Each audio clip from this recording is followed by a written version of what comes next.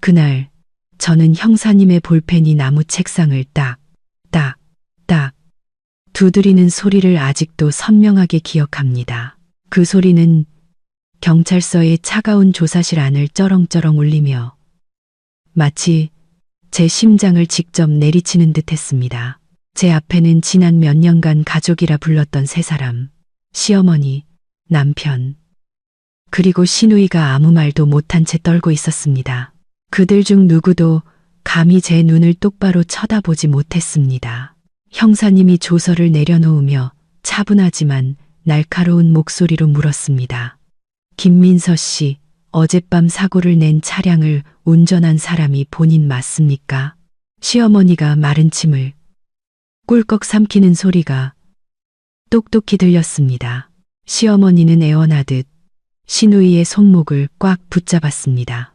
그녀의 눈빛은 저를 향해 재촉과 두려움을 동시에 담아 쏘아붙였습니다.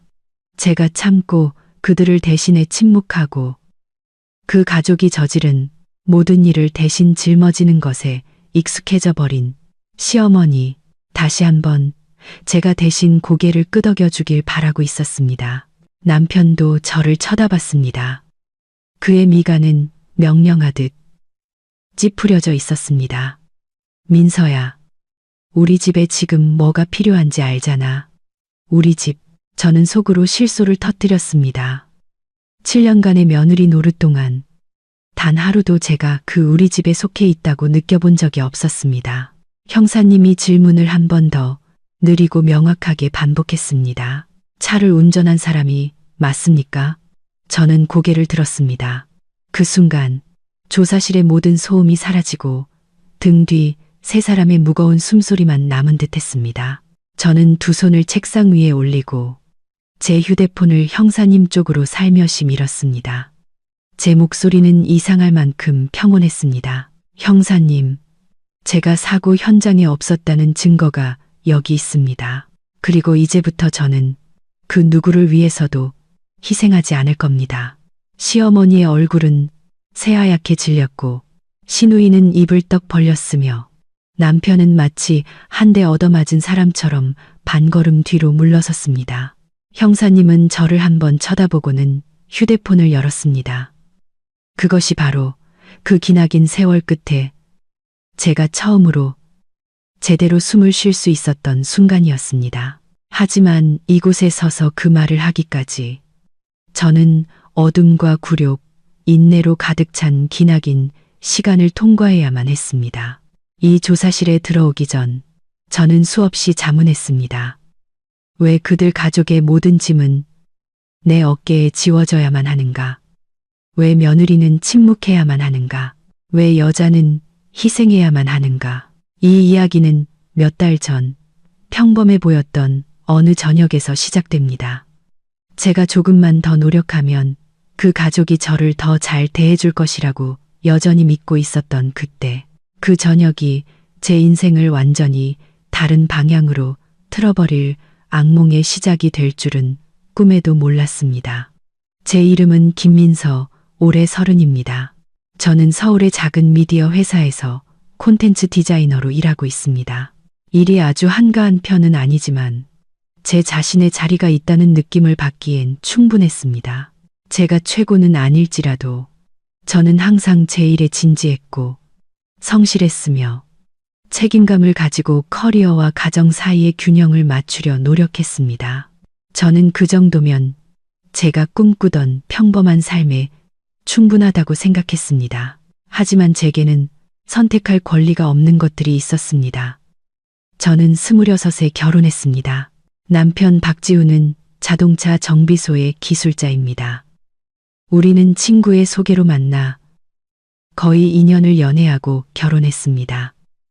처음에는 정말 제대로 된 사람을 만났다고 믿었습니다. 지훈 씨는 과묵하고 진실해 보였습니다. 그는 제 컴퓨터를 고쳐주었고 제가 깜빡 잊고 온 수첩 하나를 가져다 주기 위해 서울 시내를 가로질러 왔으며 그저 평범한 백반 한 끼를 같이 먹기 위해 제 야근이 끝나기를 기다려주곤 했습니다. 하지만 모든 것은 결혼 직후 변했습니다. 저는 남편의 가족, 즉 시어머니와 은퇴하신 시아버지, 그리고 막 전문대를 졸업한 시누이 유진이와 함께 살게 되었습니다. 시집에 들어간 첫날부터 저는 무언가 잘못되었다는 것을 느꼈습니다. 2층 집은 그리 작지 않았지만 시어머니의 명령하는 소리, 시누이의 말대꾸하는 소리, 볼륨을 최대로 키운 TV 소리로 항상 시끄러웠습니다. 그 집안의 분위기에는 혼란스러움이 감돌았습니다. 하지만 저는 순진하게도 제가 잘 맞춰가기만 하면 모든 것이 점차 나아질 것이라고 생각했습니다. 시어머니 박 여사님은 집안의 모든 것을 주도하고 결정하고 대화보다는 남에게 소리치는데 익숙한 분이셨습니다. 그녀는 손가락질하는 버릇이 있었고 말 한마디 한마디에 명령이 담겨 있었습니다. 첫날 저녁, 그녀는 제게 대놓고 말했습니다. 새아가, 넌 이제 우리 집 사람이니 매사에 조심해야 한다. 넌 굴러온 돌이야. 잘 맞춰 살아. 굴러온 돌이라니. 저는 아무것도 하기도 전에 외부인이라는 딱지가 붙었습니다. 남편 지훈 씨는 그저 어색하게 웃으며 가만히 서 있을 뿐이었습니다. 마치 어머니의 말씀이 다 옳다는 듯이 그 침묵이 훗날 저를 가장 아프게 하는 것이 될 줄은 그때는 몰랐습니다. 시누이 유진이는 달랐습니다. 그녀는 저를 싫어하진 않았지만 잔심부름을 시킬 사람 정도로 여겼습니다. 언니가 빨래를 더 깨끗하게 한다며 빨래를 맡기기도 하고 자기는 급한 일이 있어 나가봐야 한다며 점심을 차려달라고 하기도 했습니다. 그리고 점차 설거지, 마당 쓸기, 빨래, 저녁 식사 준비까지 집안의 모든 일이 당연하게 제 몫이 되었습니다. 시댁 식구 모두 그것을 당연하게 여겼습니다. 한 번은 제가 지훈 씨에게 물었습니다. 오빠, 내가 하는 일이 너무 많은 것 같지 않아? 나도 하루 종일 일하는데. 그는 가볍게 대답했습니다. 당신은 여자잖아. 그런 일은 당신한테 더 잘 어울리지. 어울린다고. 저는 마음속에서 문이 쾅 닫히는 소리를 들었습니다. 함께 산 지 3개월이 지나자 저는 이 집에서 제 위치를 깨닫기 시작했습니다. 저는 집안일을 대신해주는 사람. 저는 갈등을 처리하는 사람. 저는 시어머니의 이웃 험담을 들어주는 사람. 유진이의 친구들 불평을 들어주는 사람. 심지어 지훈 씨의 월급이 적다는 푸념까지 들어주는 사람이었습니다. 저는 온 가족의 감정 쓰레기통이 되었습니다. 부엌에서 저는 항상 마지막에 서 있는 사람이었고 밥상에서 저는 항상 마지막에 젓가락을 드는 사람이었습니다. 모든 가족 대화에서 저는 항상 소외되는 사람이었습니다. 하지만 저는 스스로에게 말했습니다. 결혼했으니 받아들여야 한다고. 조금만 더 노력하면 시어머니도 저를 예뻐해 주시고 남편도 이해해 주고 시누이도 변할 것이라고. 하지만 그것은 저만의 순진하고 어리석은 희망일 뿐이었습니다. 그 후 몇 년은 끝없는 쳇바퀴의 연속이었습니다. 지훈 씨는 여전히 다정했지만 점점 더 어머니에게 의존했습니다. 그의 월급은 모두 시어머니가 관리했고 시어머니는 유진이 시집갈 때 줄 돈을 모으는 것이라고 했습니다. 저는 그 말을 듣고 등골이 오싹했지만 감히 아무 말도 하지 못했습니다. 가끔 제가 의견을 내려고 하면 지훈 씨는 말했습니다. 엄마 속상하게 하지 마. 엄마는 동생 챙겨주고 싶은 것뿐이야. 하지만 저는요, 우리의 작은 가정은요, 아무도 언급하지 않았습니다. 시누이는 점점 더 게을러져서 아침에는 점심때까지 자고 오후에는 놀러 나가고 저녁에는 어지럽힌 옷가지를 제가 치우게 했습니다. 시어머니는 꾸짖기는커녕 아직 어려서 그래. 민서 네가 언니니까 좀 챙겨줘라. 며느리는 원래 그런 거다 라고 말했습니다. 그 집에서 그들의 모든 실수는 이유가 있었고 저의 모든 어려움은 책임이었습니다. 한 번은 제가 열이 펄펄 끓어 침대에 누워있던 적이 있습니다. 하루만 쉬고 싶었지만 시어머니가 방문을 두드리며 짜증 섞인 목소리로 말했습니다. 아프긴 뭐가 아파. 아파도 밥은 먹어야지. 일어나서 죽이라도 끓여. 그날 저는 비틀거리며 부엌으로 내려갔습니다. 지훈 씨는 그걸 보고도 그저 조금만 참아. 엄마 곤란하게 하지 말고 라고 말할 뿐이었습니다. 저는 이 집에서 제 감정은 누구의 관심사도 아니라는 것을 깨달았습니다. 가끔은 시어머니가 원하는 대로 제가 침묵의 달인이 된다면 삶이 더 쉬워질지도 모른다고 생각했습니다. 하지만 저는 여전히 한 가닥 희망을 품고 있었습니다. 시간이 지나면 그들이 제가 얼마나 노력했는지, 얼마나 진심으로 좋은 며느리가 되고 싶었는지 알아줄 것이라고 생각했습니다. 하지만 그 모든 믿음은 게으름뱅이였던 시누이 유진이가 노는 것에 빠져 돈을 물쓰듯 쓰기 시작하면서부터 금이 가기 시작했습니다. 그리고 어느 날 밤 그녀는 교통사고를 냈습니다. 저는 그 밤이 제 인생의 전환점이 될 줄은 몰랐습니다. 또한 그 순간부터 그들이 지난 7년간 제가 믿고 싶지 않았던 진짜 얼굴을 드러낼 줄도 몰랐습니다.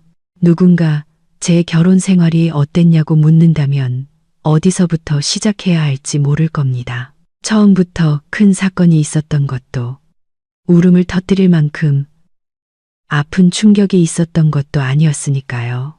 그것은 아주 사소하고 익숙한 일들이 반복되는 나날의 연속이었습니다.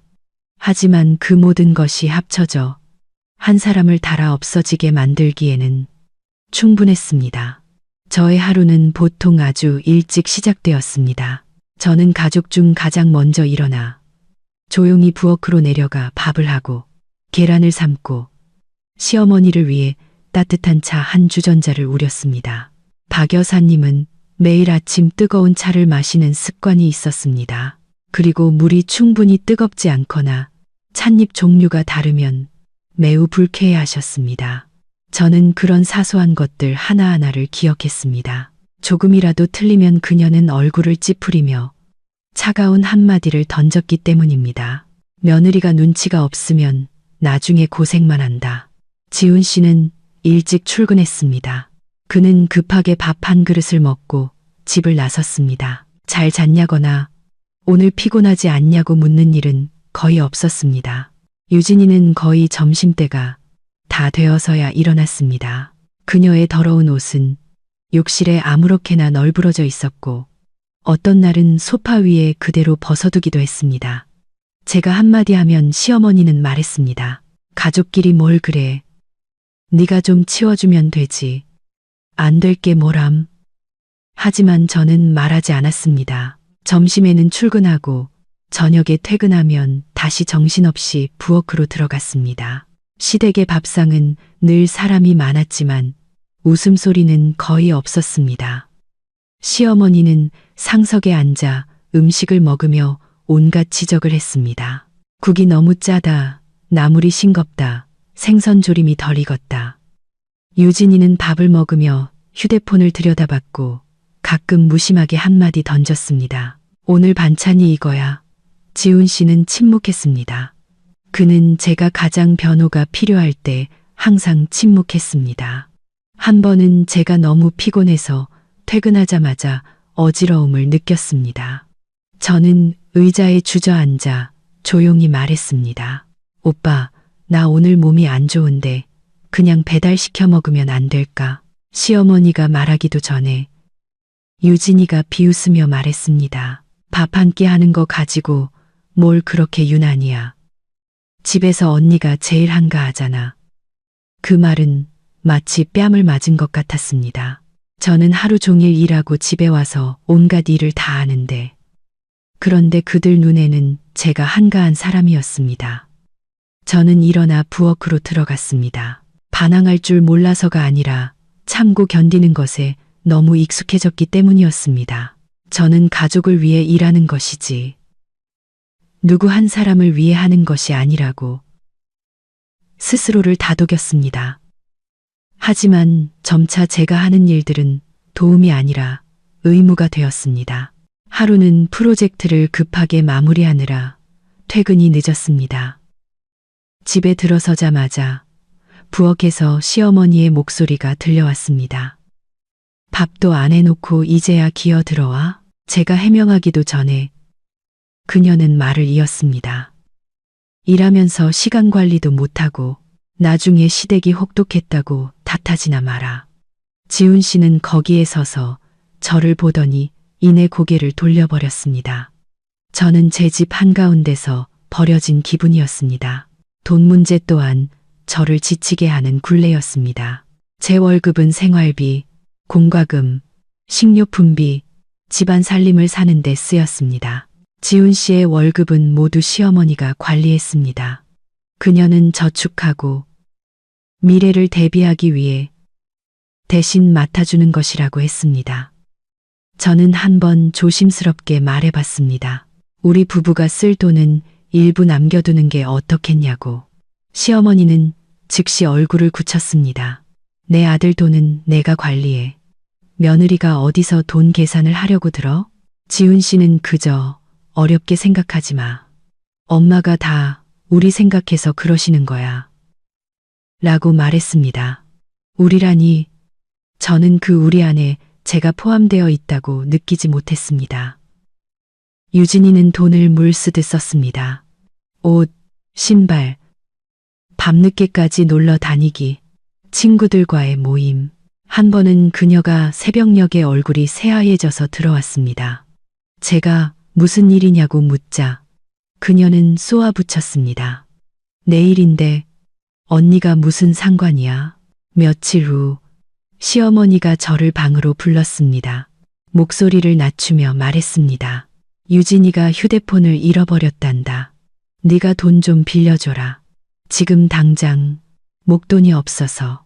저는 지갑에서 돈을 꺼내며 마음이 무거워졌습니다. 돈이 많아서 준 게 아니었습니다. 주지 않으면 제가 이기적인 사람이 될 것을 알았기 때문입니다. 그런 일이 너무 많아서 셀 수도 없었습니다. 무슨 일이 생기면 그들이 가장 먼저 떠올리는 사람은 저였습니다. 뒷감당을 해야 하는 첫 번째 사람도 저였습니다. 한 번은 유진이가 주차 문제로 이웃과 다퉜습니다. 그 집 사람이 찾아와 따지자 시어머니는 저를 앞으로 내밀며 말했습니다. 내가 가서 말 좀 해봐라. 여자들끼리 말이 더 잘 통하겠지. 결국 아무 잘못도 없는 제가 대신 사과해야 했습니다.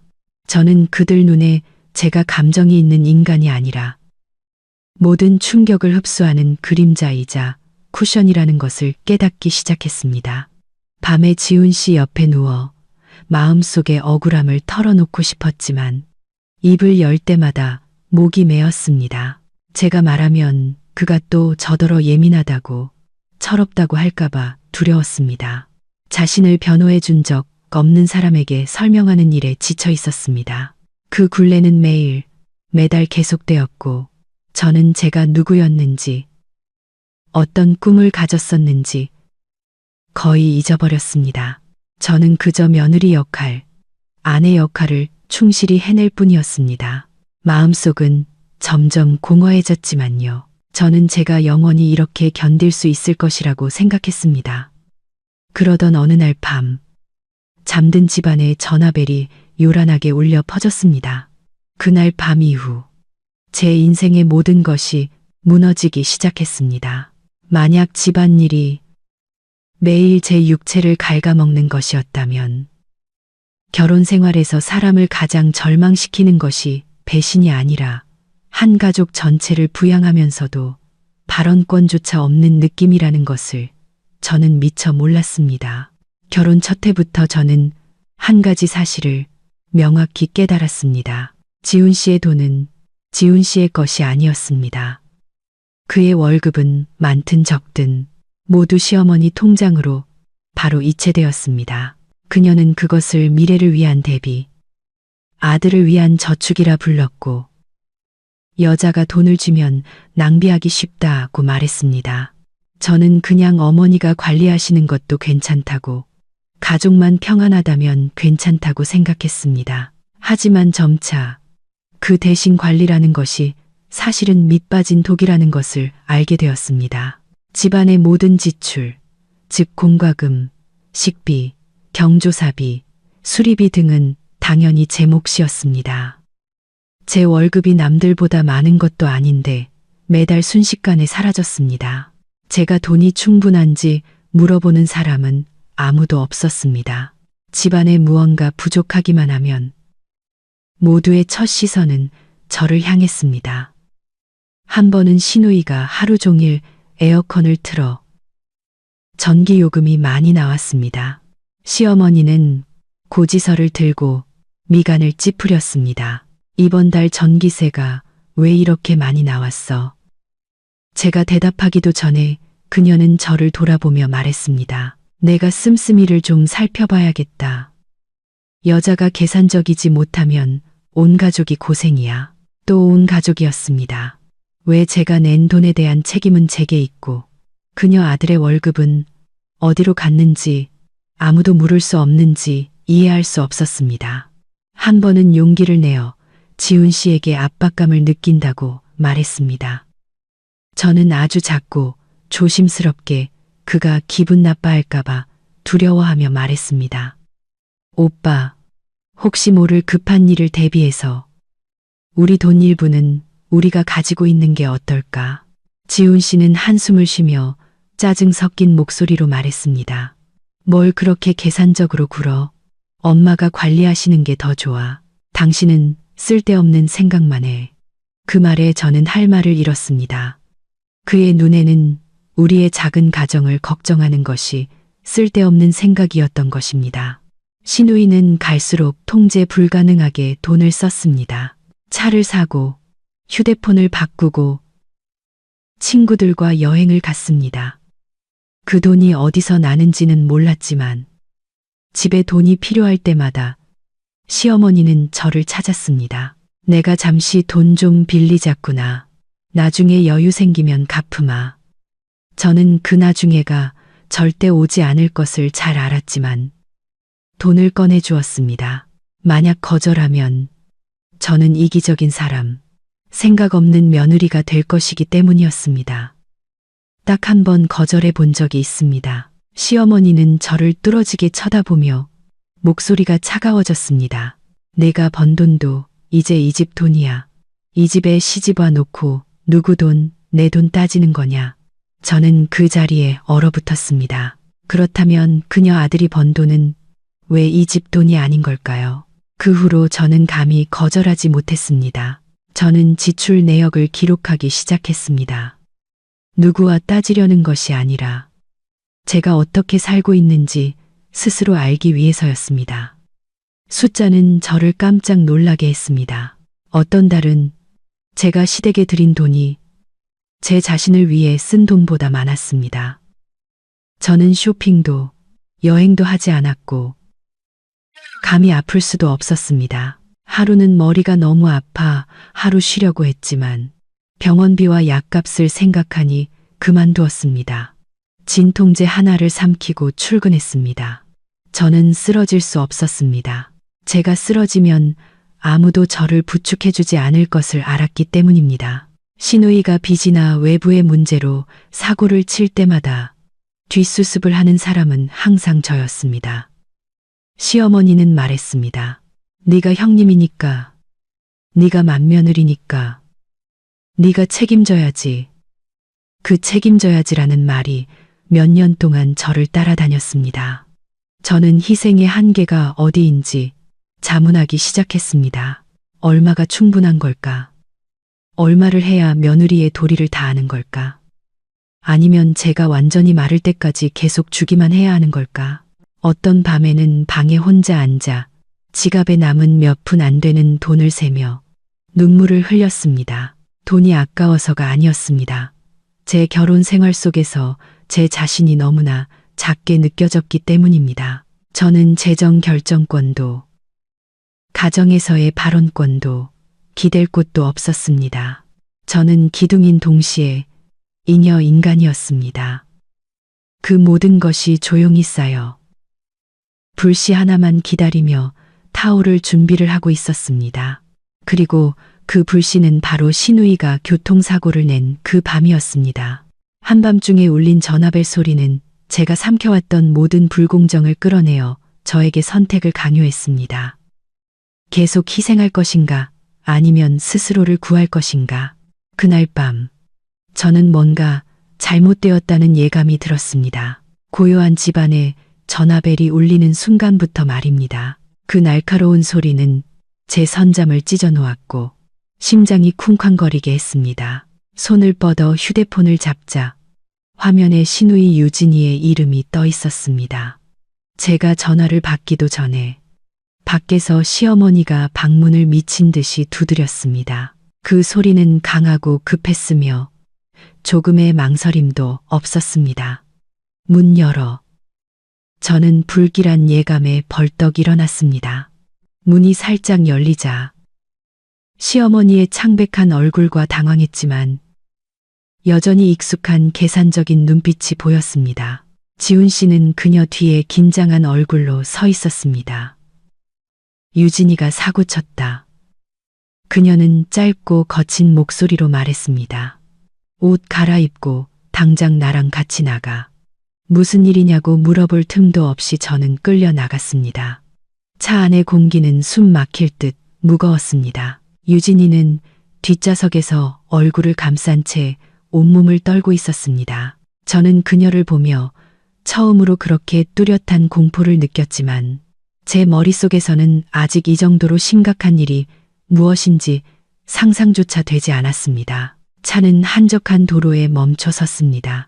희미한 노란 가로등 불빛 아래 오토바이 한 대가 쓰러져 있었고 앞부분은 박살이 나 있었습니다. 조금 더 떨어진 곳에는 한 남자가 미동도 없이 누워 있었고 몇몇 주민들이 주변에 서 있었습니다.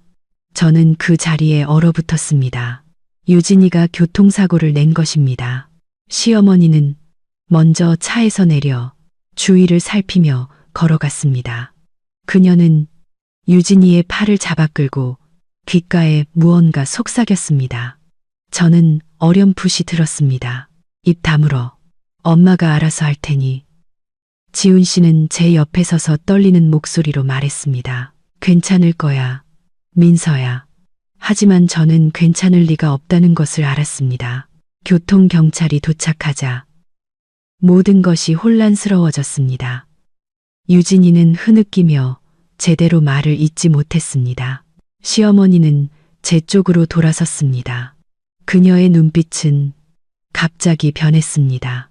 더 이상 당황하지 않고 명령조였습니다. 민서야. 그녀는 저를 한쪽 구석으로 끌고 가 놨지만 단호한 목소리로 말했습니다. 내가 대신 뒤집어써라. 저는 그 자리에 얼어붙었습니다. 네? 뭘요, 어머님? 네가 운전했다고 해. 유진이는 너무 놀라서 그랬다고 하고. 네가 형님이니까 동생을 위해 한 번만 짊어져. 어머님 무슨 말씀이세요? 저는 운전 안 했어요. 그녀는 제 팔을 세게 움켜쥐었고 손톱이 살을 파고드는 듯한 통증이 느껴졌습니다. 너는 며느리니까 희생해야지. 쟤한테 전과 기록 생기면 이 집안은 끝장이야. 그 말은 비수처럼 제 가슴에 꽂혔습니다. 저는 지훈 씨를 돌아보며 그가 무언가 말해주길 바랐지만 그는 제 시선을 피하며 작게 말했습니다. 민서야, 이번 한 번만 유진이 좀 도와줘. 쟤는 아직 어린데. 어리다니. 그럼 저는요. 목이 꽉 막히는 기분이었습니다. 제가 이런 죄를 뒤집어 쓰라는 요구를 받게 될 날이 올 줄은 상상도 못했습니다. 저는 유진이를 봤습니다. 그녀는 흐느끼며 고개를 들지 못했습니다. 미안하다는 말 한마디, 도와달라는 말 한마디 없이 모든 것이 제가 해야 할 일로 정해져 있었습니다. 내가 안 하면 시어머니가 차가운 목소리로 말을 이었습니다. 앞으로 나도 널 며느리로 생각 안 할 줄 알아라. 그것이 바로 마지막 한 방울이었습니다. 저는 갑자기 이상할 만큼 차분해졌습니다. 지난 세월의 모든 인내, 돈을 건네주던 순간들. 대신 사과하던 순간들, 잉여 인간 취급을 받던 순간들이 한꺼번에 밀려왔습니다.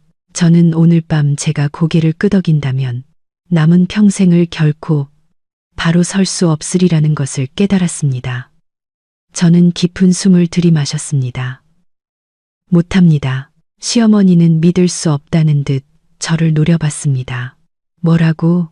못한다고 말씀드렸습니다. 제 목소리는 떨렸지만 분명했습니다. 제가 하지 않은 일은 책임질 수 없습니다. 주변 공기가 얼어붙는 듯 했습니다.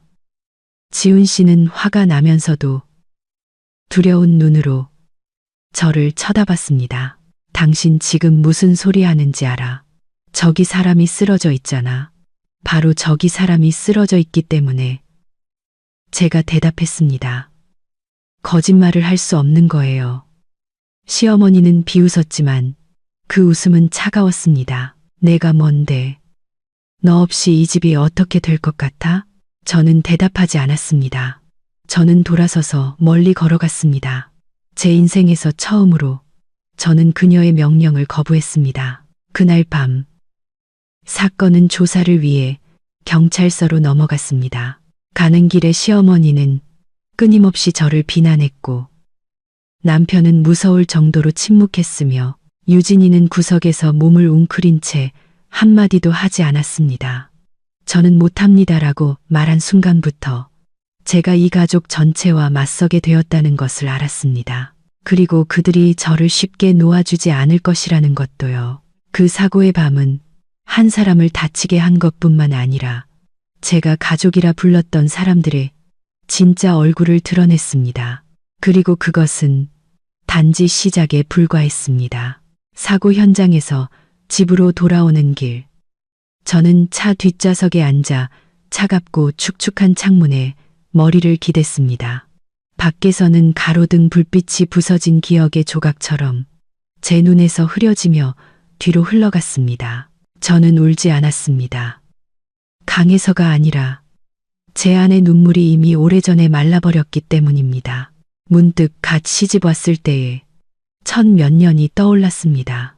그때 저는 제가 진심으로 살고 참고 견디면 언젠가는 인정받을 것이라고 믿었습니다. 저는 시어머니의 눈에 드는 진정한 며느리가 되기 위해 정말 많이 노력했습니다.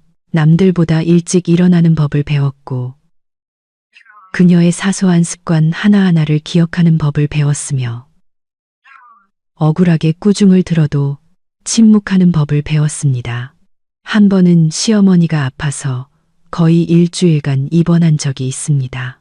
저는 휴가를 내고 병원과 집을 오갔습니다.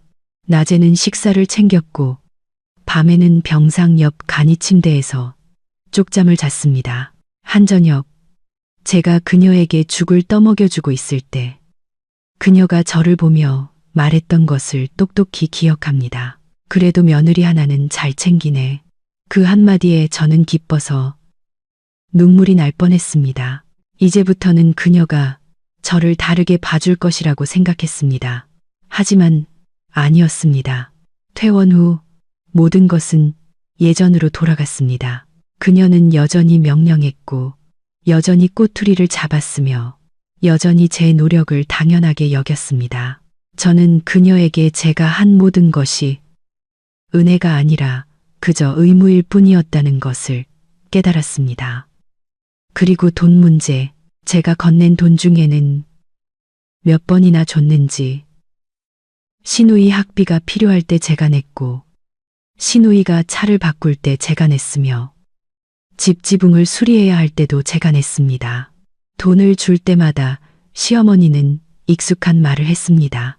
내가 다 기억해뒀다가 나중에 갚으마. 하지만 나중에라는 것은 결코 없었습니다. 한 번은 제가 작은 목돈을 모아 일에 필요한 새 노트북을 사려고 한 적이 있습니다. 사기도 전에 시어머니가 그 사실을 알았습니다. 그녀는 평소보다 다정한 목소리로 저를 방으로 불렀습니다. 민서야, 집에 급한 돈이 필요한데 내가 좀 빌려주렴. 나중에 갚을 테니 노트북은 다음에 사도 되잖니. 저는 돈을 건네며 마음이 무거워졌습니다. 그 후 제 낡은 노트북은 완전히 고장 났습니다. 저는 몇 달 동안 동료의 것을 빌려 일해야 했습니다. 시어머니는 단 한마디도 묻지 않았습니다. 소리 없이 누구도 보지 못하는 희생들이 있었지만 그것들은 쌓이고 쌓여 사람의 마음을 짓눌렀습니다. 저는 지훈 씨를 위해서도 많은 것을 포기했습니다. 회사에서 더 좋은 자리로 옮길 기회가 있었는데 출장이 잦았습니다. 지훈 씨는 아내와 떨어져 사는 게 싫다고 했습니다. 저는 오래 고민하다가 거절했습니다. 가족이 더 중요하다고 생각했습니다. 제가 기술을 더 배우기 위해 학원에 등록하고 싶었을 때 학원비가 꽤 비쌌습니다. 지훈 씨는 말했습니다. 뭘 그렇게 힘들게 배워. 당신 월급이면 충분하잖아. 저는 또 그만뒀습니다. 조금씩 저는 제 세상을 그 집, 그 사람들을 중심으로 축소시켰습니다. 제가 점차 제 자신을 잃어가고 있다는 것을 깨닫지 못했습니다. 어느 날 거울을 봤을 때 그 안에 여자가 누구인지 알아볼 수 없을 때까지 말입니다. 그 세월 동안 저는 여러 번 자문했습니다. 만약 어느 날 내가 사라진다면 이 집에 누군가가 허전함을 느낄까? 아니면 그저 내 자리를 대신할 다른 사람을 찾을까? 한 번은 제가 너무 피곤해서 부엌에서 쓰러진 적이 있습니다. 깨어났을 때 저는 소파에 누워 있었고 머리가 깨질 듯 아팠습니다. 시어머니는 걱정스러운 눈빛이 아니라 짜증 섞인 눈으로 저를 봤습니다. 하는 일마다 제대로 못하고 아픈 척은. 지훈 씨는 옆에 서서 그저 말했습니다.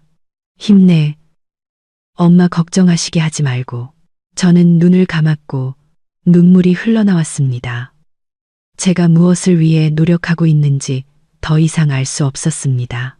그 기억들이 제 머릿속에 그 어느 때보다 선명하게 떠올랐습니다. 유진이의 사고가 있던 밤 이후 저는 그들이 저에게 죄를 뒤집어 씌우려 한 것이 갑작스러운 일이 아니었다는 것을 깨달았습니다. 그것은 제가 짊어지고 견디고 아무것도 요구하지 않고 희생하는 것에 익숙해진 과정의 결과였습니다. 그들의 눈에 저는 한계가 있는 인간이 아니었습니다. 저는 예비 방안, 방패막이, 언제든지 가족을 보호하기 위해 앞으로 내몰릴 수 있는 사람이었습니다. 그리고 오늘 밤 그들은 그것을 가장 노골적으로 보여주었습니다. 차가 집 앞에 멈췄고 저는 발에 돌을 매단 것처럼 무겁게 내렸습니다.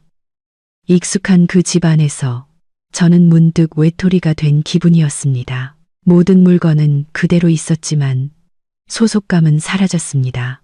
저는 이제부터 예전으로 돌아갈 수 없다는 것을 알았습니다. 제가 원하더라도 그들은 제가 예전처럼 순종적인 며느리로 남는 것을 허락하지 않을 것입니다.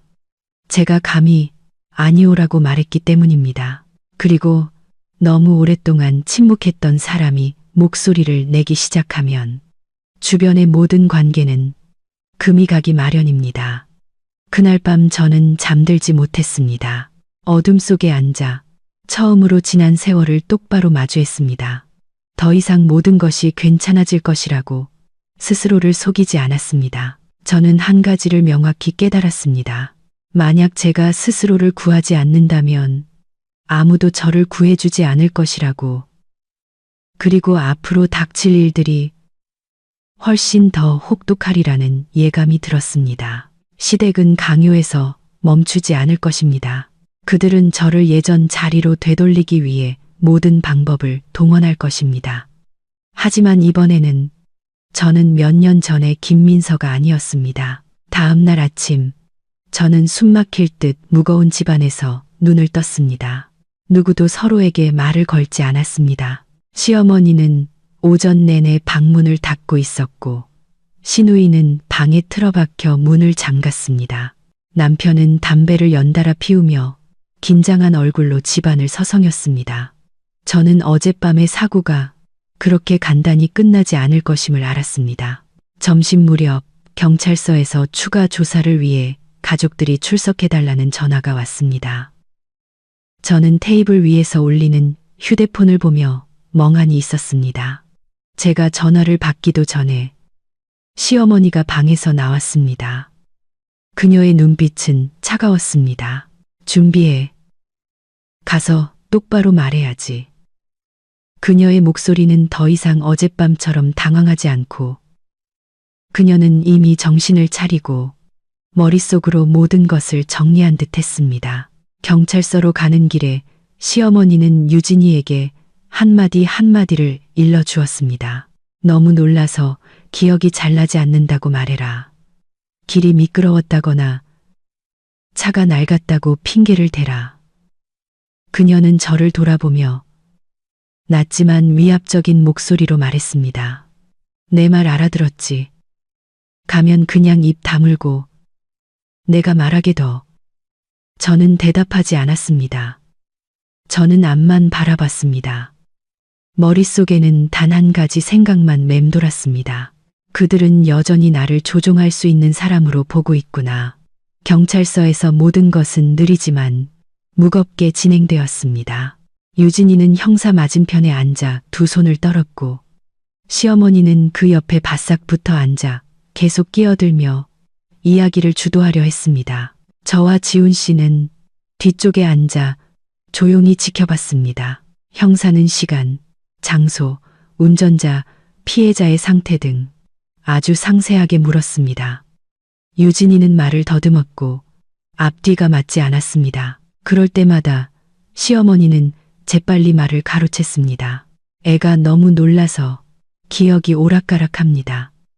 그때 밤이라 다들 정신이 없었고요. 저는 그 광경을 보며 속으로 섬뜩함을 느꼈습니다. 그들이 거짓말을 해서가 아니라 너무나 익숙하게 거짓말을 했기 때문입니다. 제 차례가 되어 질문을 받았습니다. 사고 현장에는 언제부터 있었습니까? 저는 사고가 난 후에 연락을 받고 갔습니다. 제가 차분하게 대답했습니다. 시어머니는 저를 날카롭게 쏘아보며 무언의 경고를 보냈습니다. 저는 그 눈빛을 이해했습니다. 그것은 경고의 눈빛이었습니다. 조사는 명확한 결론 없이 끝났습니다. 경찰은 조사를 계속할 것이며 가족의 긴밀한 협조를 요청한다고 알렸습니다. 피해자는 병원에 입원 중이며 상태가 안정되지 않았다고 했습니다. 돌아오는 길, 차 안의 분위기는 그 어느 때보다 팽팽했습니다. 시어머니가 갑자기 저를 돌아보며 쏘아붙였습니다. 너는 왜 동생 편드는 말 한마디도 안 해? 저는 그녀를 보며 마음이 무거워졌습니다. 저는 사실대로 말했을 뿐입니다. 사실은 무슨 놈의 사실. 그녀가 소리쳤습니다. 쟤한테 무슨 일이라도 생기면 이 집이 어떻게 될지 알아? 지훈 씨가 끼어들며 짜증 섞인 목소리로 말했습니다. 민서야, 그만 고집 부려. 별것도 아닌 일 가지고 왜 이렇게 일을 크게 만들어? 별것도 아닌 일, 한 사람이 병원에 누워있고 한 가족이 공포에 떨고 있으며 저를 죄인으로 만들려는 음모가 있는데 그런데 그들의 눈에는 그저 별것도 아닌 일이었습니다. 집에 도착하자 시어머니는 문을 쾅 닫고 저를 거실로 불렀습니다. 그녀는 의자에 앉아 제 머리부터 발끝까지 훑어보며 탐색하는 눈빛을 보냈습니다. 내가 솔직히 말하마. 그녀가 말했습니다. 너는 이 집 며느리로 몇 년을 살았다. 지금 집안에 큰일이 생겼는데 네가 나서지 않으면 나중에 나 원망하지 마라. 저는 심장이 굳는 것 같았습니다. 저는 잘못한 게 없으니 책임질 수 없습니다. 그녀는 책상을 세게 내리쳤습니다. 이 은혜도 모르는 것. 그 말에 저는 그 자리에 얼어붙었습니다. 제가 바친 수년간의 희생, 돈, 노력이 이제 와서 은혜도 모르는 것이라는 두 글자로 요약되었습니다. 지훈 씨는 옆에 서서 아무 말도 하지 않았지만 그의 눈에는 실망감이 가득했습니다. 저는 이 순간부터 제가 그들의 눈에 배신자가 되었다는 것을 알았습니다. 그날 오후 경찰서에서 피해자가 수술을 받아야 하며 비용이 만만치 않다는 연락이 왔습니다. 시어머니는 즉시 저를 돌아보며 아까와는 전혀 다른 부드러운 목소리로 말했습니다. 민서야, 이번 한 번만 우리 좀 도와다오. 이 일만 잘 해결되면 내가 너한테 다 갚으마. 저는 그 말을 들으며 속이 차가워졌습니다. 그 약속은 제가 지난 몇 년간 들어왔던 말이었습니다. 저 돈 없어요. 제가 대답했습니다. 거짓말하지 마라. 그녀가 쏘아붙였습니다. 네가 몇 년 동안 번 돈은 다 어디 갔는데? 저는 씁쓸하게 웃었습니다. 그 돈 다 이 집에 들였잖아요. 분위기는 싸늘해졌습니다. 지훈 씨는 마치 그 사실을 처음 깨달은 사람처럼 저를 돌아봤습니다. 하지만 단 몇 초 후 그는 다시 고개를 숙이고 침묵했습니다. 그날 밤 유진이는 방에서 울었고 시어머니는 옆에서 그녀를 달랬습니다. 저는 밖에서 그 흐느낌을 들었지만 더 이상 예전처럼 마음이 흔들리지 않았습니다. 저는 시누이를 가엾게 여겼었지만 동정이 제 자신을 파괴하는 것과 동의어는 아니었습니다. 저는 제 방으로 돌아와 문을 닫았습니다.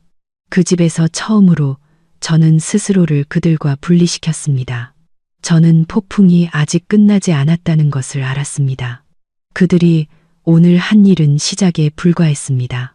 시댁은 저를 굴복시키기 위해 모든 방법을 동원할 것입니다.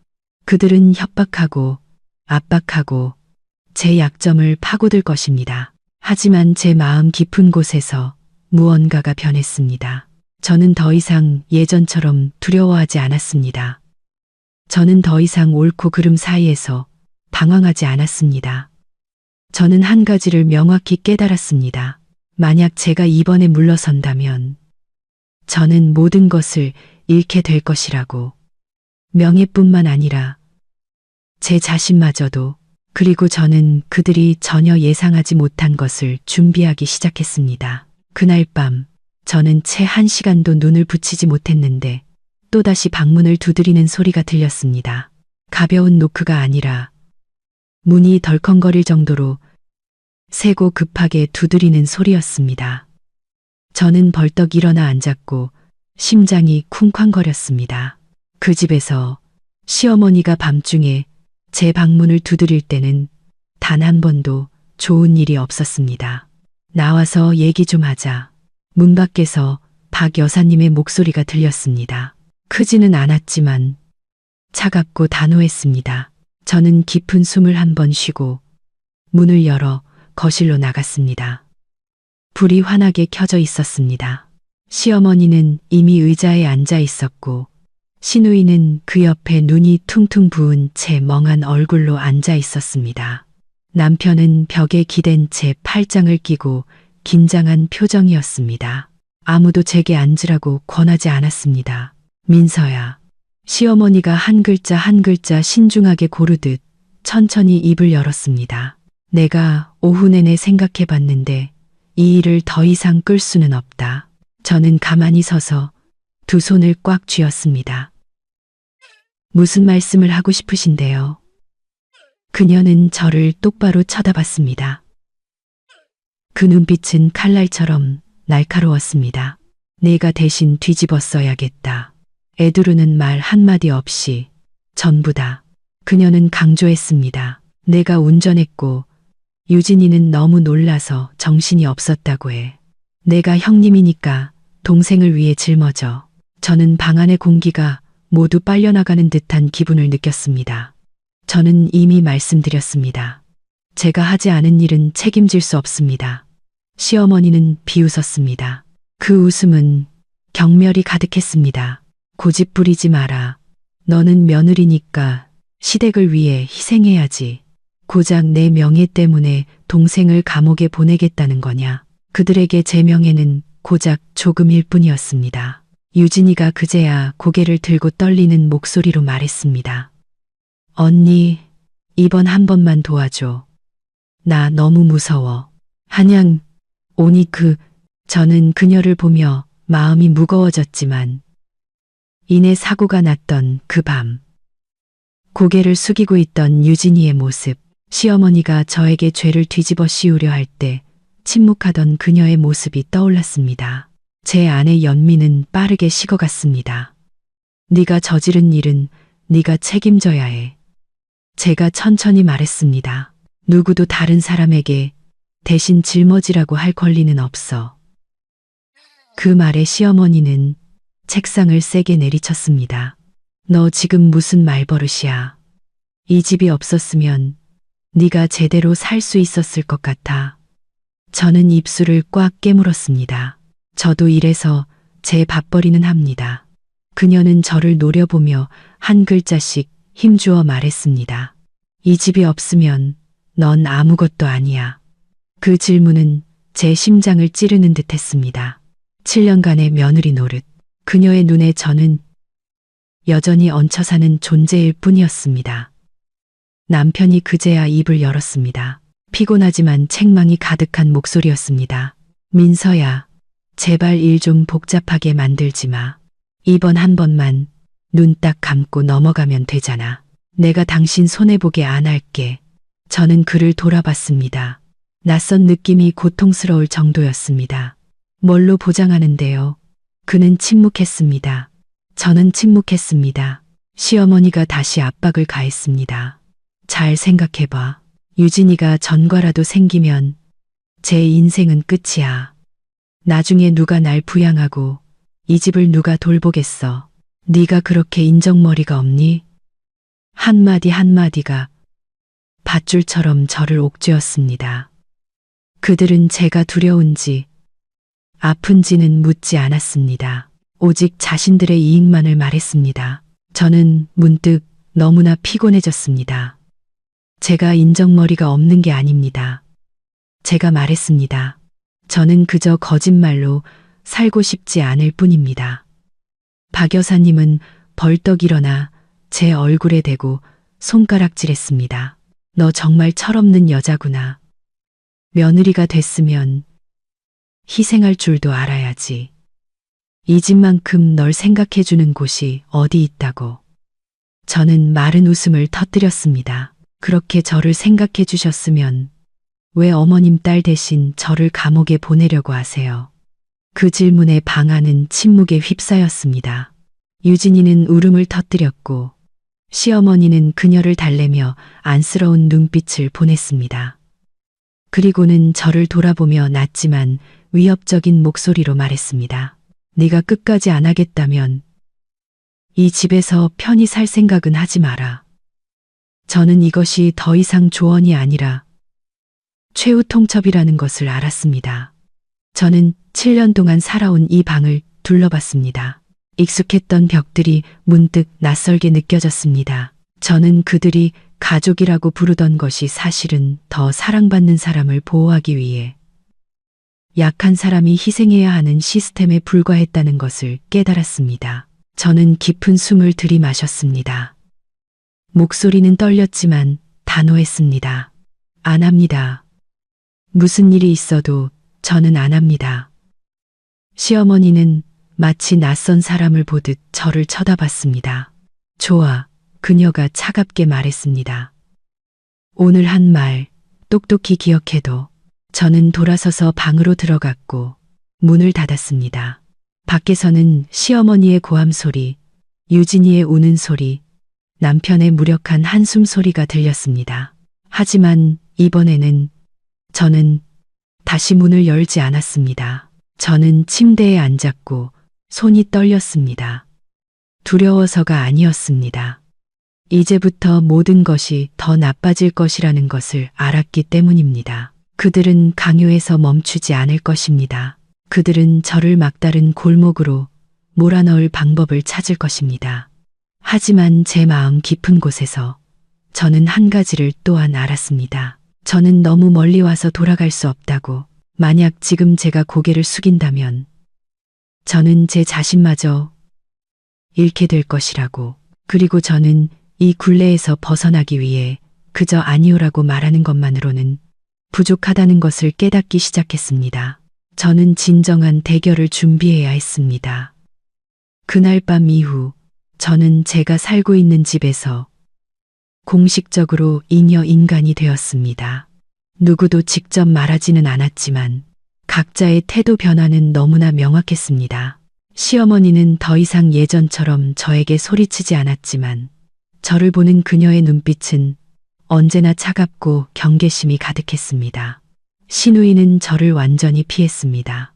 남편은 필요한 말을 제외하고는 거의 저와 대화하지 않았습니다. 그 침묵은 어떤 질책보다도 무거웠습니다.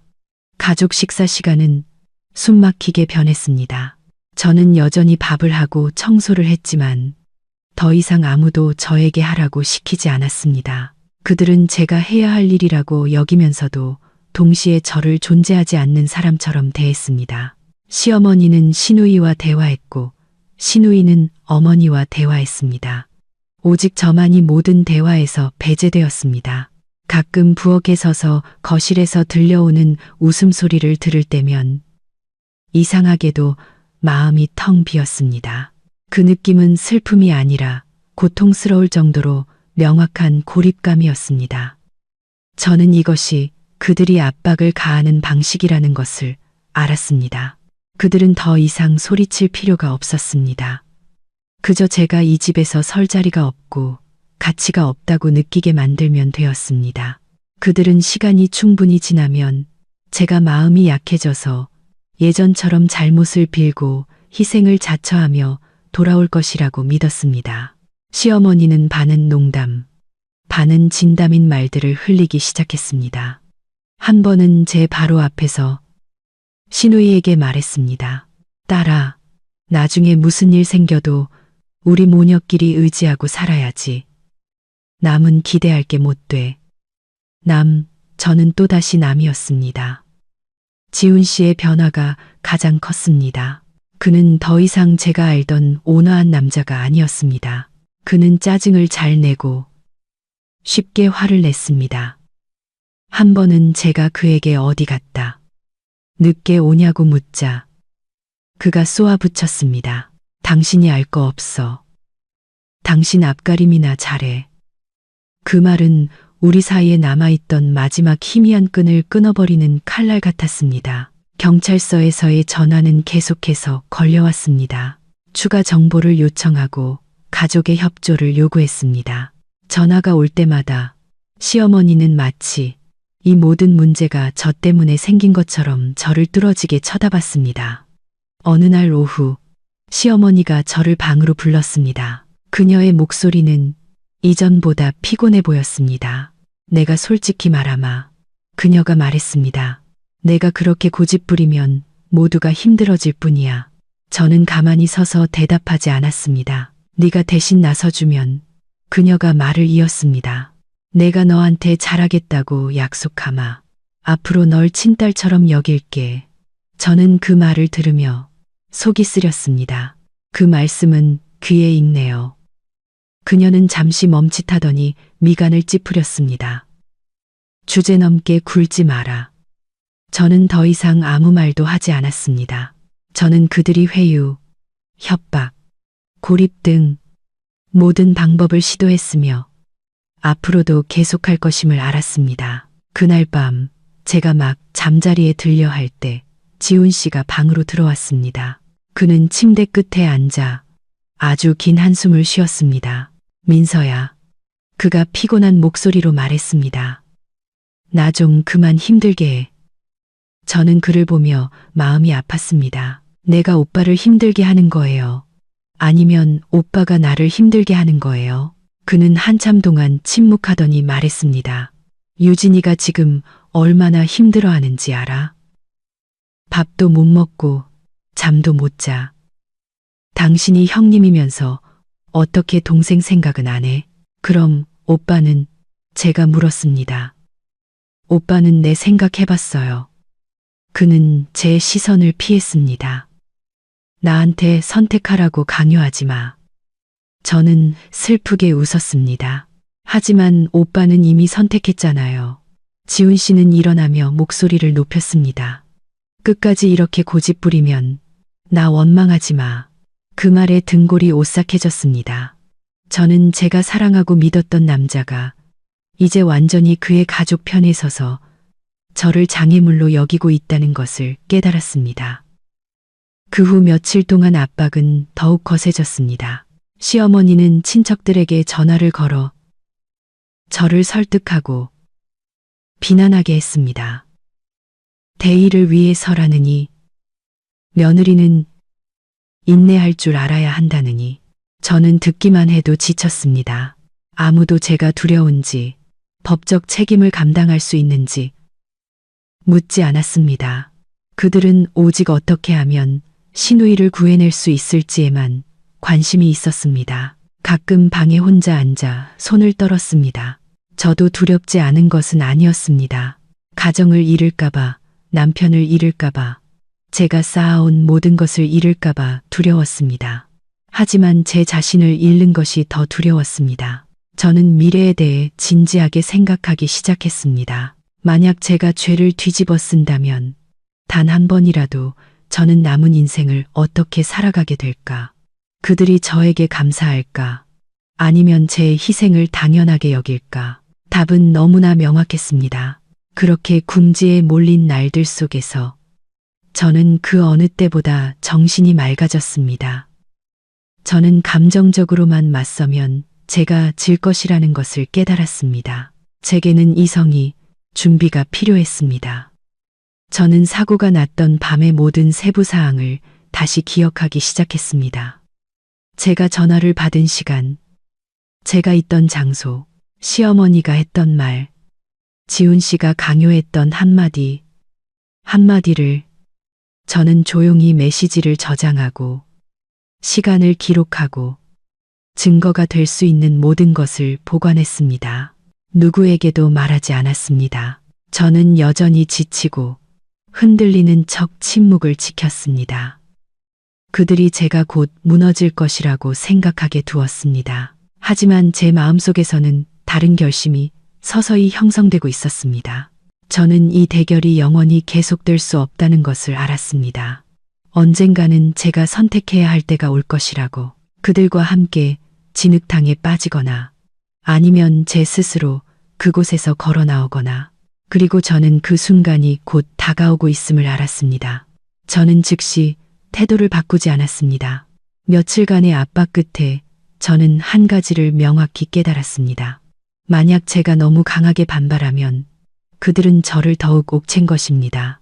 시댁 식구들은 통제에 익숙했고 제 의지를 꺾기 위해 어떤 수단이든 서슴지 않을 것이었습니다.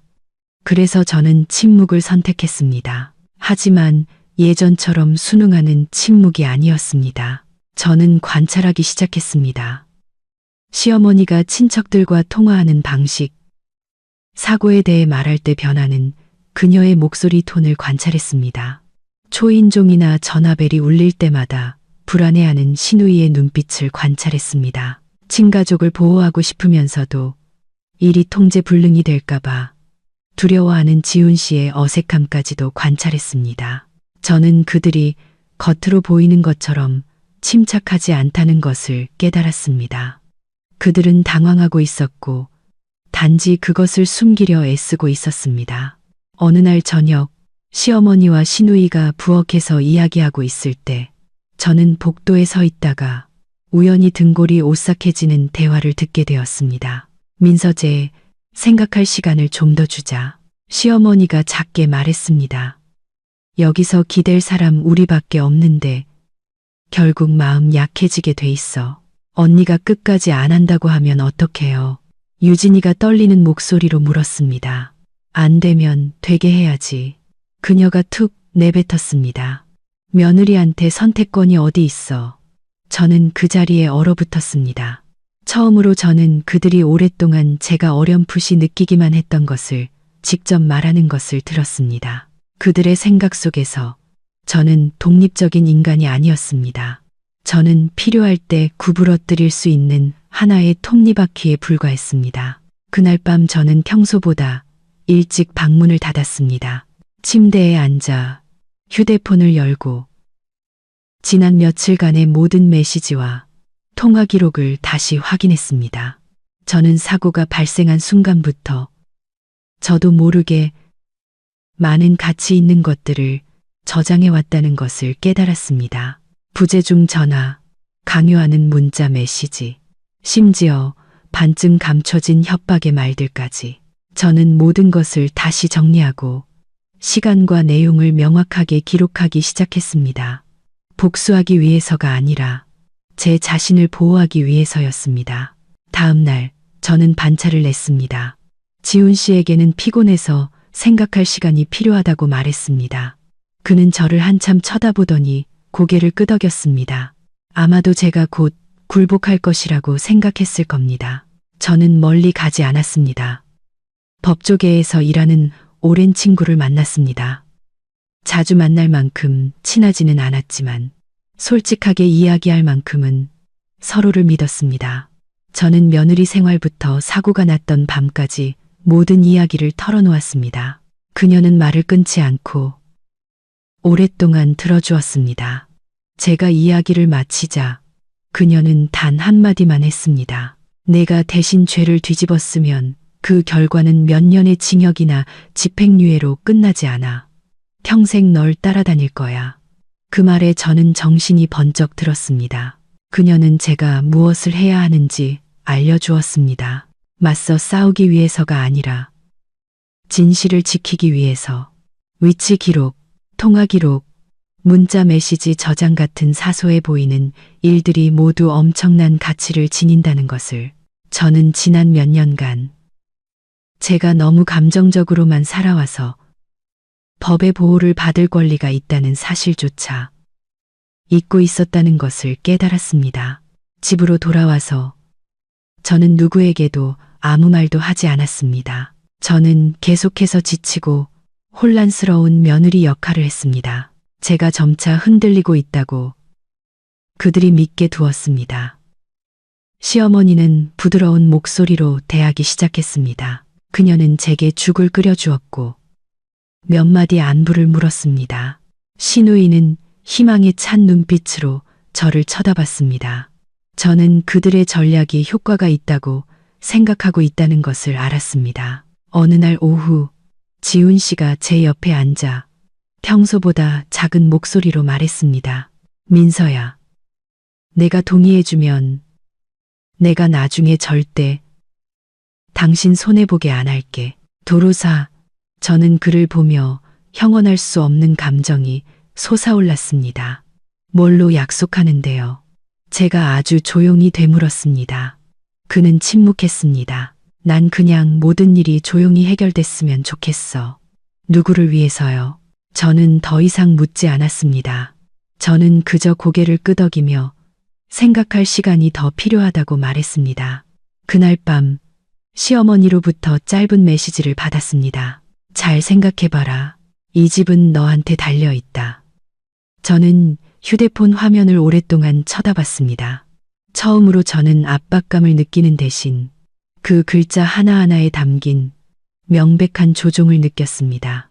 그리고 또한 처음으로 두렵지 않았습니다. 저는 제가 확실히 올 것이라고 알고 있던 그날을 위해 준비하기 시작했습니다.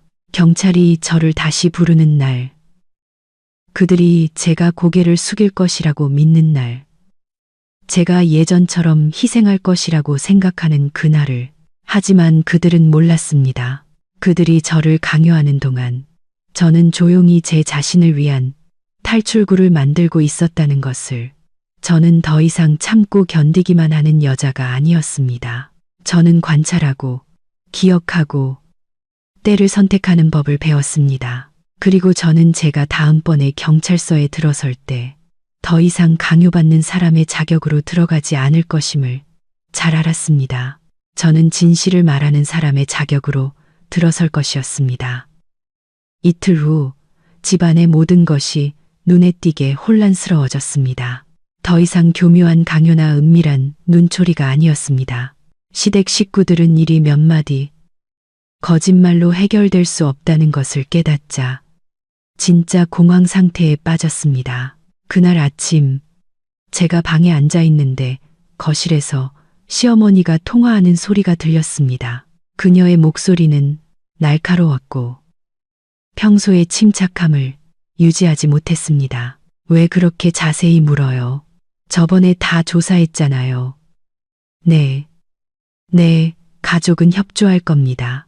저는 그녀가 수화기를 책상에 세게 내려놓는 소리를 똑똑히 들었습니다.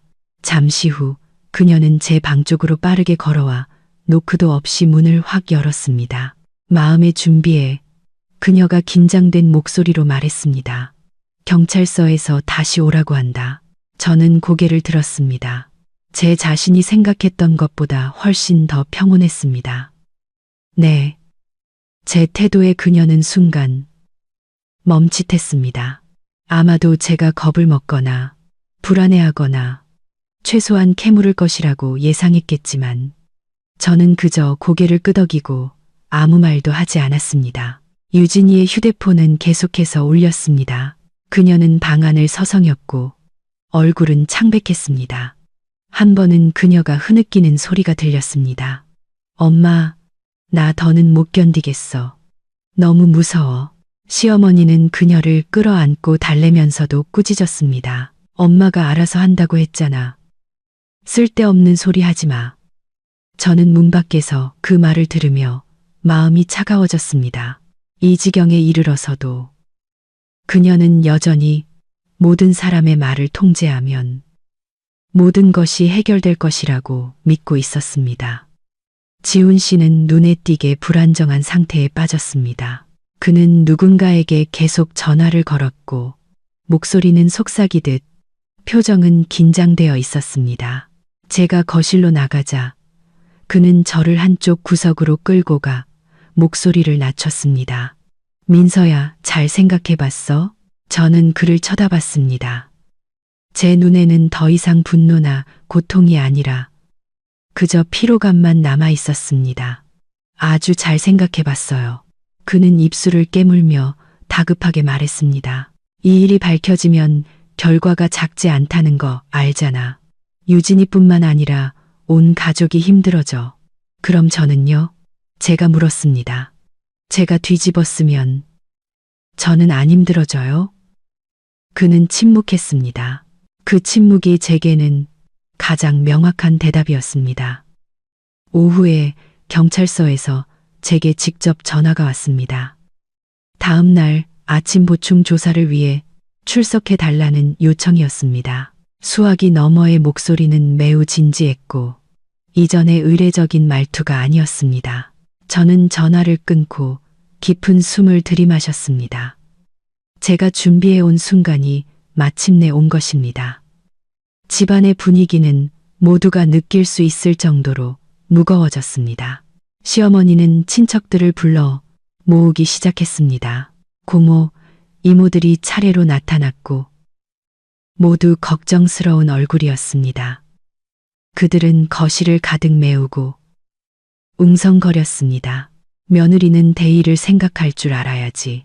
이 집에서 몇 년을 먹여주고 재워줬는데 한 사람이 희생하면 온 가족이 평안해. 그 말들은 마치 제가 그곳에 없는 것처럼 계속해서 울려 퍼졌습니다. 아무도 제가 무엇을 원하는지, 제가 두려운지 묻지 않았습니다. 그들은 오직 대의와 온 가족만을 말했습니다.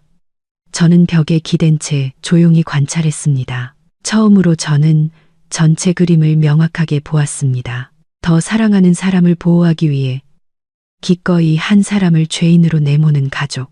시어머니가 저를 돌아보며 그 어느 때보다 간절한 목소리로 말했습니다. 민서야, 이번 한 번만 우리 좀 도와다오. 이 일만 끝나면 네가 원하는 거 다 해줄게. 저는 그녀를 보며 천천히 대답했습니다. 저는 그냥 올바르게 살고 싶을 뿐이에요. 방 안은 순식간에 조용해졌습니다. 아무도 제가 그런 말을 할 줄은 예상하지 못했습니다. 지훈 씨는 저를 보며 당혹스러운 눈빛을 감추지 못했습니다. 아마도 그는 제가 더 이상 예전처럼 쉽게 설득당하는 여자가 아니라는 것을 깨닫기 시작했을 겁니다. 그날 밤 저는 거의 잠을 이루지 못했습니다. 천장을 바라보며 집안의 작은 소리 하나하나에 귀를 기울였습니다. 시어머니의 한숨 소리, 지훈 씨가 서성이는 발소리, 옆방에서 유진이가 불안하게 뒤척이는 소리. 예전에 그 소리들은 제가 이곳에 속해 있다는 느낌을 주었지만 이제는 제가 그들의 원 밖으로 밀려난 지 오래되었다는 사실을 명확하게 느끼게 할 뿐이었습니다. 다음 날 아침, 저는 일찍 일어났습니다. 간단하고 단정한 옷으로 갈아입었습니다. 거울 속에 제 자신을 오랫동안 바라봤습니다. 제 얼굴은 여전했지만 눈빛은 달라져 있었습니다. 더 이상 두려워하지도 망설이지도 않았습니다. 시어머니는 제 머리부터 발끝까지 훑어보더니 목소리를 낮췄습니다. 내 말 기억하지? 저는 고개를 끄덕였습니다. 네, 기억해요. 하지만 제가 기억하는 것은 그녀의 강요가 아니라 제가 지난 며칠 동안 준비해온 것들이었습니다. 집을 나서기 전 지훈 씨가 저를 불렀습니다. 그는 떨리는 손으로 제 손을 잡았습니다. 민서야, 제발 일을 더 나쁘게 만들지 마. 저는 손을 빼내고 마지막으로 그를 쳐다봤습니다. 제가 일을 나쁘게 만드는 게 아니에요. 저는 그저 다른 사람의 잘못을 대신 짊어지고 싶지 않을 뿐이에요. 문이 제 등 뒤에서 닫혔습니다. 저는 밖으로 나와 깊은 숨을 들이마셨습니다. 오늘 경찰서로 가는 길은 제게 더 이상 두려움의 길이 아니었습니다. 그것은 제가 스스로 선택한 길이었습니다. 그리고 저는 그 조사실에 들어서는 순간 모든 것이 예전으로 돌아갈 수 없게 되리라는 것을 알았습니다. 그날 아침 경찰서는 생각보다 붐볐습니다. 조사실 안의 공기는 무거웠고 묵은 서류 냄새와 식은 커피 냄새가 섞여 오히려 이상할 만큼 정신이 맑아지는 기분이었습니다. 저는 플라스틱 의자에 허리를 꼿꼿이 펴고 앉아 두 손을 무릎 위에 단정히 올려놓았습니다. 저와는 대조적으로 옆에 앉은 시누이는 계속해서 손톱을 물어뜯었고 눈은 불안하게 두리번거렸습니다. 시어머니는 억지로 침착한 표정을 유지했지만 그녀의 손은 핸드백을 하얗게 질릴 때까지 꽉 쥐고 있었습니다. 지훈 씨는 가장 늦게 도착했습니다. 그는 제 시선을 피하며 맞은편 의자에 피곤한 모습으로 앉았습니다. 저는 그를 잠시 쳐다보고는 고개를 돌렸습니다. 이 시점에서 저는 더 이상 그에게서 어떤 보호도 기대하지 않았습니다. 형사님은 각자를 따로 조사실로 불렀습니다. 유진이가 먼저 불려 들어갔습니다. 문이 닫히자 그녀의 가쁜 숨소리가 똑똑히 들렸습니다. 시어머니는 안절부절 못하며 닫힌 문 쪽을 계속 쳐다봤습니다. 마치 더 오래 쳐다보면 무언가 바뀔 것이라는 듯이. 거의 1시간 후 유진이가 나왔습니다. 그녀의 얼굴은 창백했고 눈은 퉁퉁 부어 있었습니다. 그녀는 아무도 쳐다보지 않고 고개를 숙인 채 의자에 털썩 주저앉았습니다. 시어머니는 시누이의 팔을 잡아 끌고 다급하게 속삭였습니다. 내용은 들리지 않았지만 그녀가 계속 고개를 끄덕이는 것을 보니 유진이의 진술이 순탄치 않았음을 짐작할 수 있었습니다. 다음은 지훈 씨였습니다. 그는 긴장한 모습으로 조사실에 들어갔습니다. 그가 나왔을 때 그의 얼굴에는 당혹감이 역력했습니다. 그의 시선이 저와 짧게 마주쳤다가 황급히 비켜갔습니다. 마지막으로 형사님이 제 이름을 불렀습니다. 저는 일어나서 그를 따라 작은 방으로 들어갔습니다. 문이 제 등 뒤에서 닫히며 저를 바깥에 그 사람들과 분리시켰습니다. 그 순간 이상하게도 제 마음은 상상했던 것처럼 전혀 동요하지 않았습니다. 저는 이 순간을 너무나 오랫동안 준비해 왔습니다. 형사님은 제 맞은편에 앉아 차분한 목소리로 말했습니다. 김민서 씨, 긴장하지 말고 사실대로만 대답하세요. 저는 고개를 끄덕였습니다. 그는 제 앞에 서류철을 놓고 한 장씩 넘기며 물었습니다.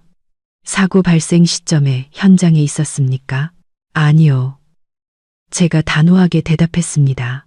그걸 증명할 사람이 있습니까? 제가 있습니다. 제 목소리는 여전히 평온했습니다. 저는 그때 집에 있었습니다. 형사님은 고개를 들어 저를 쳐다봤습니다. 그 눈빛은 더욱 집중되어 있었습니다. 가족들은 다르게 말하던데요. 저는 희미하게 미소 지었습니다. 제가 대신 뒤집어 쓰길 원했으니까요. 방 안의 공기가 무거워졌습니다. 형사님은 펜을 내려놓고 저를 똑바로 쳐다봤습니다. 증거가 있습니까? 저는 깊은 숨을 한 번 들이마셨습니다. 이것이 바로 제가 며칠 동안 준비해온 순간이었습니다. 통화 기록이 있습니다. 제가 말했습니다. 휴대폰 위치 기록도 있고 저에게 죄를 뒤집어 쓰라고 강요한 문자 메시지도 있습니다. 형사님은 눈썹을 살짝 치켜떴습니다. 보여주시죠. 저는 휴대폰을 꺼내 미리 정리해둔 항목들을 하나씩 열었습니다. 저는 서두르지 않았습니다.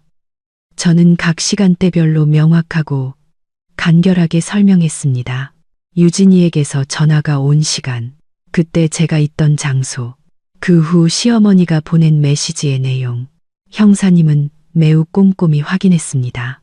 제가 설명하는 동안 아무 말도 하지 않고 가끔 몇 줄을 기록할 뿐이었습니다. 대신 죄를 뒤집어 쓰는 것이 범법 행위라는 것을 알고 있습니까? 그가 물었습니다. 알고 있습니다. 제가 대답했습니다. 그래서 하지 않았습니다. 그는 고개를 끄덕이며 목소리를 낮췄습니다. 가족들이 압박을 가했습니까? 저는 몇 초간 침묵하다가 대답했습니다.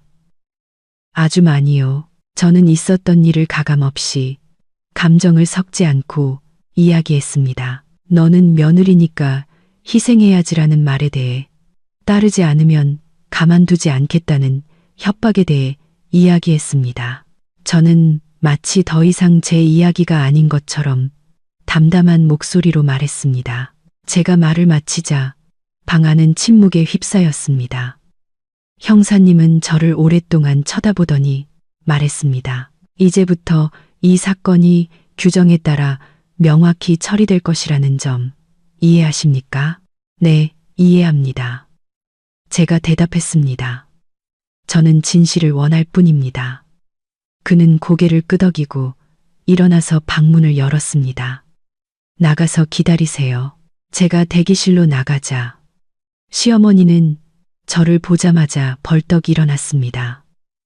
그녀의 눈빛은 탐색적이었고 걱정과 분노가 섞여 있었습니다.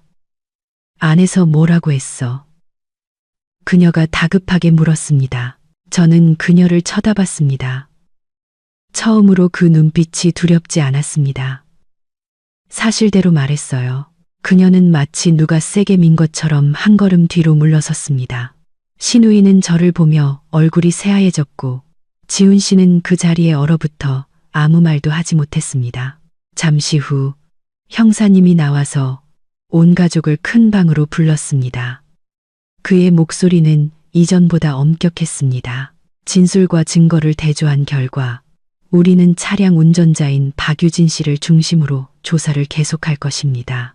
그 말은 방 안에 떨어진 벼락 같았습니다. 시어머니는 얼굴이 하얗게 질려 입을 우물쭈물했습니다. 아니, 그럴 리가 없는데. 지훈 씨는 놀라움과 공포가 뒤섞인 눈으로 저를 돌아봤습니다. 신우이는 얼굴을 감싸고 울음을 터뜨렸습니다. 저는 그곳에 조용히 서 있었습니다. 기쁘지도 통쾌하지도 않았습니다. 그저 어깨를 짓누르던 커다란 짐이 내려진 기분이었습니다. 하지만 저는 이것이 끝이 아니라는 것도 잘 알았습니다. 진실이 드러나기 시작했을 때 진짜 후폭풍은 이제 막 문턱에 다다른 것이었습니다. 형사님이 처리 방향을 발표한 후 조사실은 숨 막힐 듯한 침묵에 휩싸였습니다. 아무도 서로에게 말을 걸지 않았습니다. 시어머니는 돌처럼 굳어서 있었고 얼굴은 창백했으며 입술은 떨렸지만 아무 소리도 내지 못했습니다. 신우이는 의자에 주저앉아 두 손으로 머리를 감싸고 흐느꼈습니다. 지훈 씨는 제 옆에 서 있었지만 우리 사이의 거리는 그 어느 때보다 멀게 느껴졌습니다.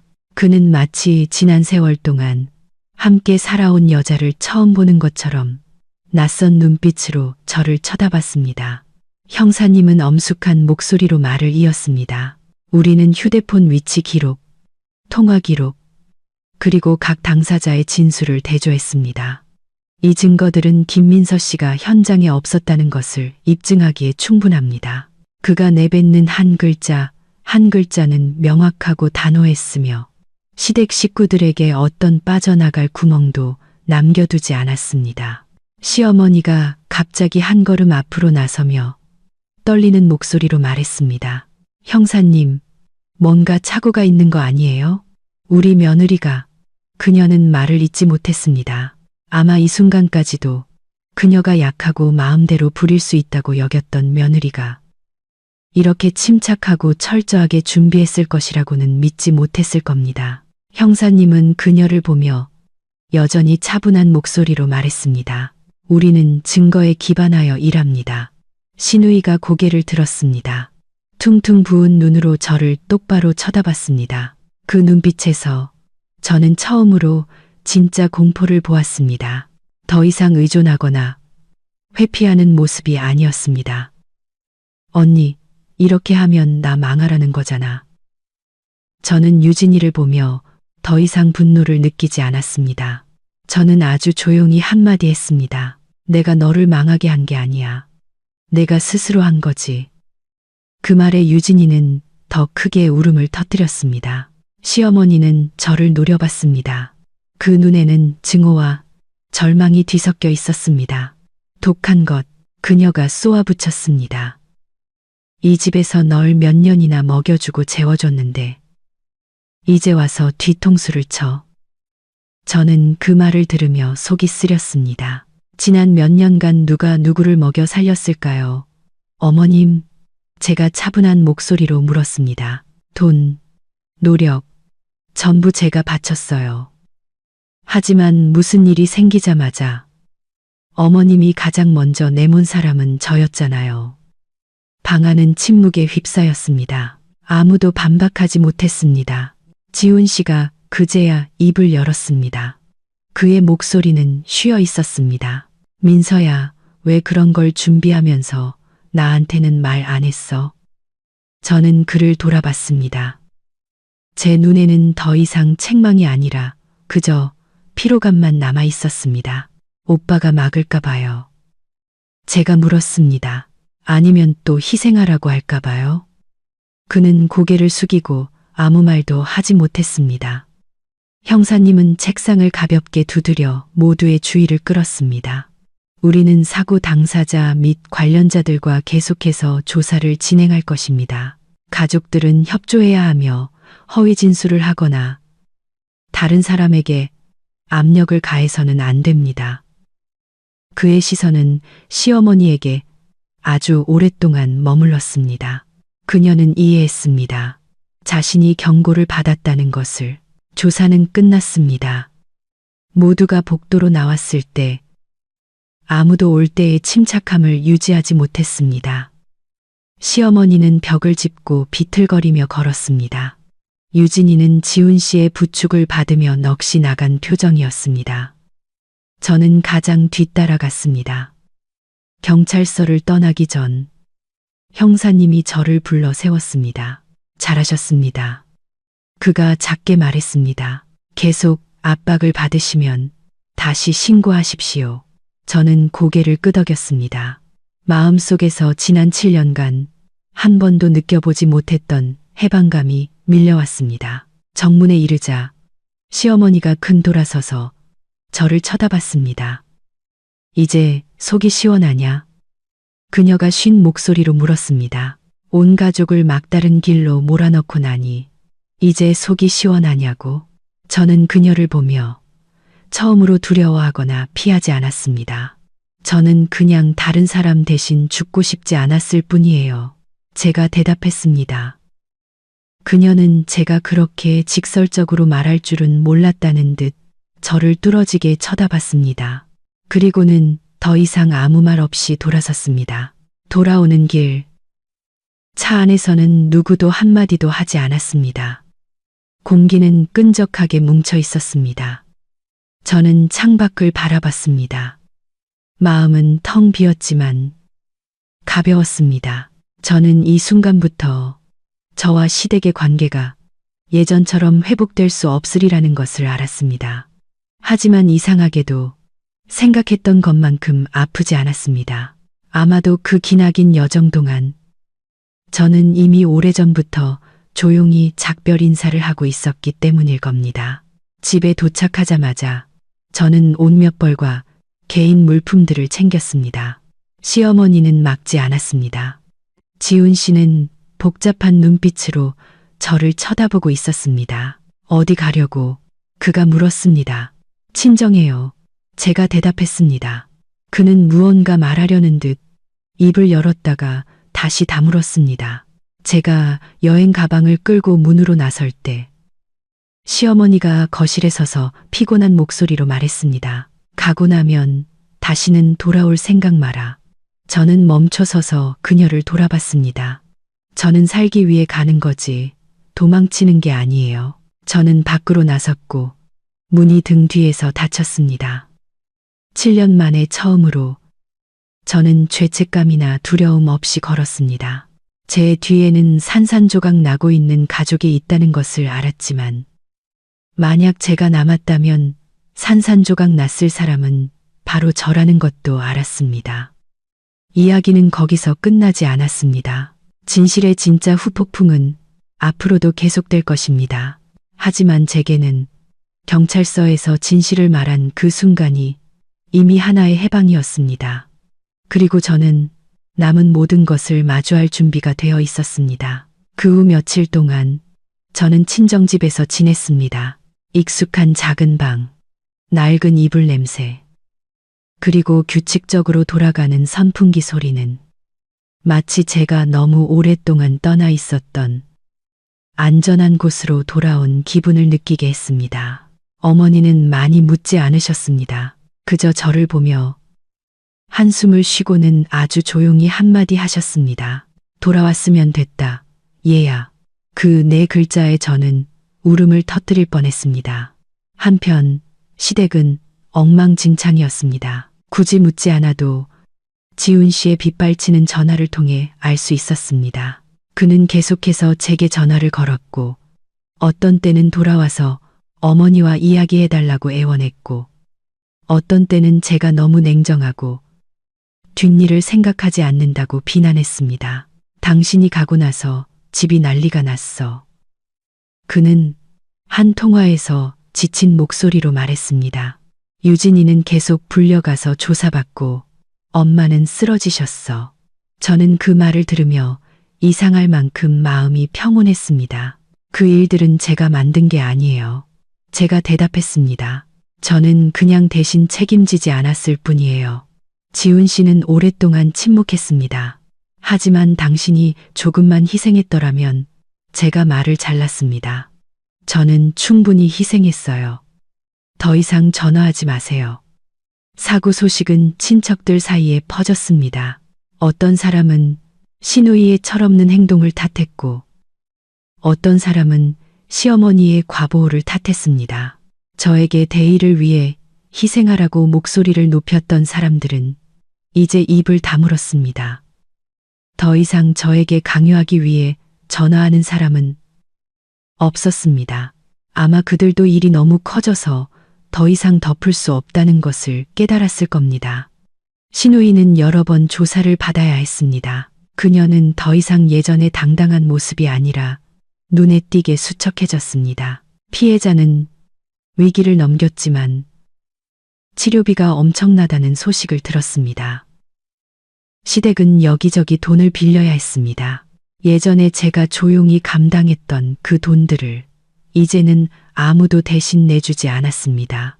모든 것을 명령하고 통제하는 데 익숙했던 시어머니는 이제 항상 다른 사람이 자신을 위해 희생해주지 않는다는 현실에 직면해야 했습니다. 그녀는 제게 한 번 전화를 걸었습니다. 목소리는 쉰 소리가 났습니다. 민서야, 집에 와서 나랑 얘기 좀 할 수 있겠니? 저는 잠시 침묵하다가 대답했습니다. 저는 더 이상 할 말이 없어요. 수화기 너머는 조용해졌습니다. 저는 그것이 그녀 인생에서 처음으로 느끼는 무력감이라는 것을 알았습니다.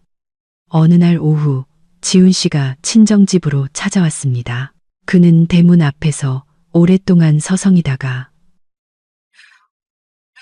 어머니가 문을 열어준 후에야 들어왔습니다. 그때의 그를 보니 피로와 혼란이 역력했습니다. 그는 더 이상 자신이 항상 옳다고 믿었던 남자의 자신감 있는 모습이 아니었습니다. 미안해. 그가 작은 목소리로 말했습니다. 일이 이렇게 될 줄은 몰랐어. 저는 그를 보며 더 이상 마음이 흔들리지 않았습니다. 뭐가 미안한데요? 제가 물었습니다. 제가 죄를 뒤집어 쓰지 않은 거요. 아니면 오빠가 그들이 저를 몰아붙이도록 내버려 둔 거요? 그는 고개를 숙였습니다. 내가 잘못했어. 그 인정은 너무 늦게 찾아왔습니다. 우리는 마주보고 앉았지만 두 사람 사이의 거리는 더 이상 미터로 잴 수 있는 것이 아니라 쌓여온 상처의 세월로 측정되었습니다. 저는 그가 진심으로 후회하든 아니든 제 안의 믿음은 이미 사라졌다는 것을 깨달았습니다. 저 안 돌아가요. 제가 분명히 말했습니다. 제 자신을 위한 시간이 필요해요. 지훈 씨는 저를 보며 눈이 붉어졌습니다. 그럼 우리 결혼은? 저는 아주 천천히 대답했습니다. 모르겠어요. 하지만 예전처럼은 살 수 없다는 건 확실히 알아요. 그는 침묵 속에서 떠났습니다. 그 후 며칠 동안 저는 일에 집중했습니다. 몇 년 만에 처음으로 온 가족의 밥을 걱정하지 않아도 됐고 누군가의 눈치를 보지 않아도 됐으며 무심코 뱉은 한마디가 누군가의 기분을 상하게 할까봐 두려워하지 않아도 됐습니다. 저는 잠을 더 잘 자기 시작했고 제때 식사를 챙겼습니다. 저는 자신을 위해 사는 것이 사람들이 말하는 것처럼 이기적인 것이 아니라는 것을 깨달았습니다. 어느 날 저녁 신우이로부터 짧은 메시지 한 통을 받았습니다.